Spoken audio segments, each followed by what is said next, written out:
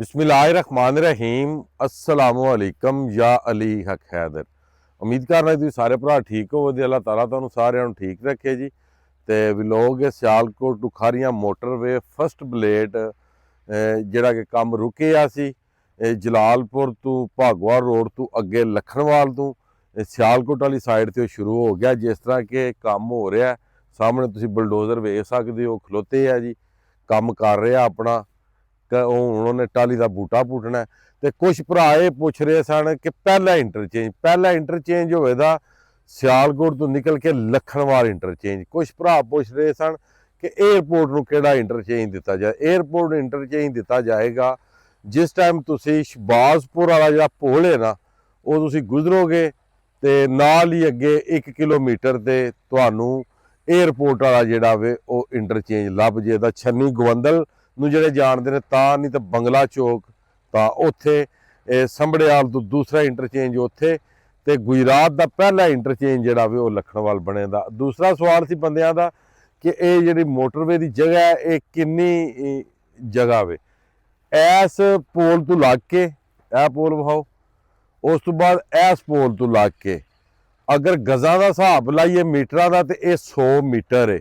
अगर इन्हों square foot में लिया भी है तो यह 330 फुट जी जगह है ये मोटरवे की जद दे विच 330 फुट ये खुली मोटरवे है। ठीक है जी। तो बाकी एक होर छोटा जिहा ऐलान समझ लो या कि वार्निंग मैसेज समझ लो जिन्हां लोकां दे जिन्हां भरावां दे कोई दरख्त या कोई छोटियां मोटियां चीज़ां ने सियालकोट खारियां मोटरवे गुजरात के एरिए दे विच लिहाजा वो अपनी चीज़ों की क्लोजिंग कर लैन, अपने दरख्त जोड़े ने वो पुट लैन। गौरमेंट जी मुकम्मल तौर पर कब्जा ले लिया जमीन का और काम जो जारी है सारी है। तो हूँ मौके पर चलने तो तुहानू मुकम्मल अपडेट देने जी।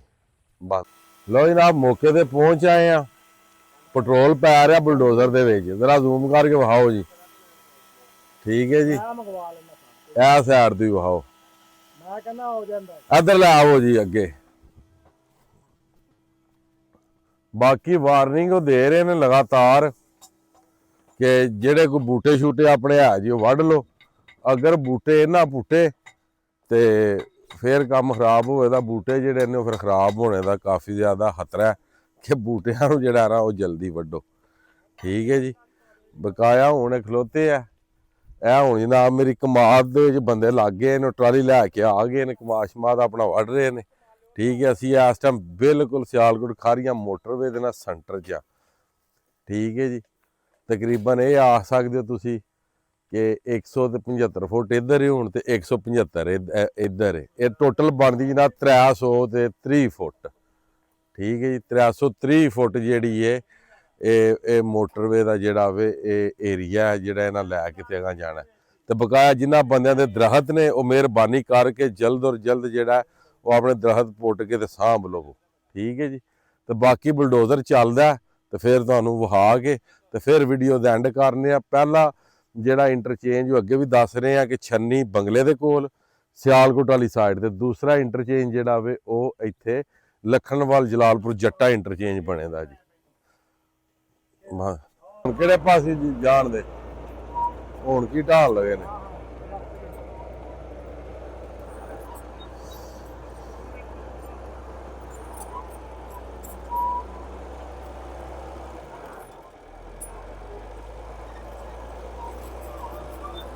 लो जनाब काम हो गया ये स्टार्ट है। मैं अपने सारे दोस्तों जो विलोग है ना वो तगड़े तो तगड़ा सियालकोट खारियां मोटरवे का जोड़ा ना वो विखाना है जी।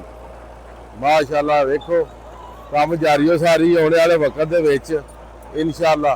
इसका कोई पता है कि कंप्लीट कदों करनी ने, किन्ने अरसे के कोई टारगेट? लो जी खारियां तक 1 साल का टारगेट।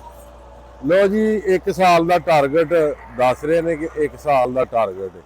अगों वेखो की बनता है। लो जी लगन ला जे ब्लेड ए चेक करो।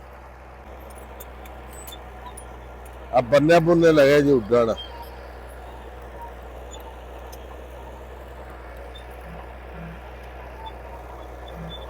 वेने वाला टाली पुट्टी जाती है कि नहीं पुट्टी जाती है। देखो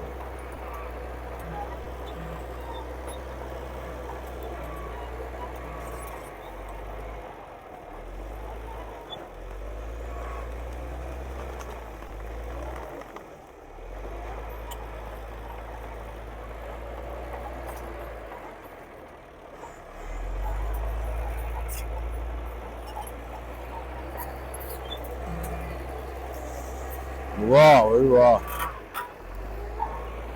ਵੇਖੋ ਵਾਹ ਓਏ, ਬੜੀ ਤਾਕਤ ਹੈ ਯਾਰ ਬੁਲਡੋਜ਼ਰ ਦੇ ਵਿੱਚ, ਹੈ ਭਾਈ ਬੜੀ ਤਾਕਤ ਹੈ, ਤਾਕਤ ਦੇ ਨਾਲ ਪੁੱਟ ਰਿਹਾ ਇਹ।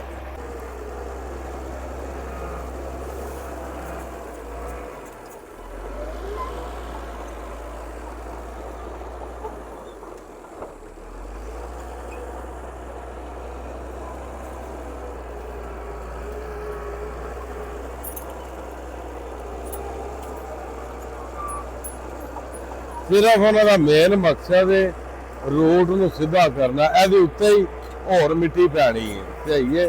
ਕੋਈ ਡੰਪਰਾਂ ਦਾ ਕੋਈ ਕੰਮ ਸ਼ਾਮ ਹੈ ਜਿਹੜਾ ਉਹਨਾਂ ਕਰਨਾ, ਡੰਪਰ ਸ਼ੰਪਰ ਲੰਘਣ ਤੇ ਉਹ ਆਪਣਾ ਮਿੱਟੀ ਛਿੱਟੀ ਪਾਣ, ਇਹ ਵੀ ਗਿਆ ਜੀ। ਠੀਕ ਹੈ ਜੀ।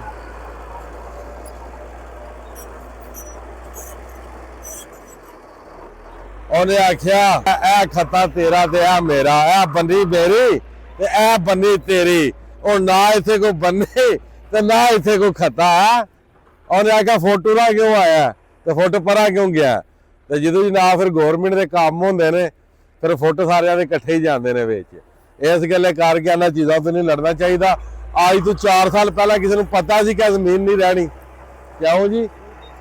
ਤੇ ਇਸ ਗੱਲੇ ਕਰਕੇ ਕੁਝ ਕੋਲ ਹੋਵੇ ਨਾ ਤੇ ਉਹਦੇ ਤੇ ਬੰਦੇ ਨੂੰ ਇੰਨਾ ਗਰੂਰ ਤੇ ਖਮਾਰੀ ਨਹੀਂ ਕਰਨੀ ਚਾਹੀਦੀ। ਕੋਈ ਪਤਾ ਨਹੀਂ ਕਿਹੜੇ ਵੇਲੇ ਅੱਲਾਹ ਤਾਲਾ ਦੀ ਜ਼ਾਤ ਜਿਹੜੀ ਹੈ ਤੁਹਾਡੇ ਕੋਲ ਸਭ ਕੁਝ ਲੈ ਲਵੇ। ਤੇ ਬਾਕੀ ਫਸਟ ਬਲੇਡ ਜਿਹੜਾ ਉਹ ਲੱਗ ਰਿਹਾ ਗੱਡੀਆਂ ਦਾ ਰਸਤਾ ਕਲੀਅਰ ਕਰਨੇ ਵਾਸਤੇ ਜੀ।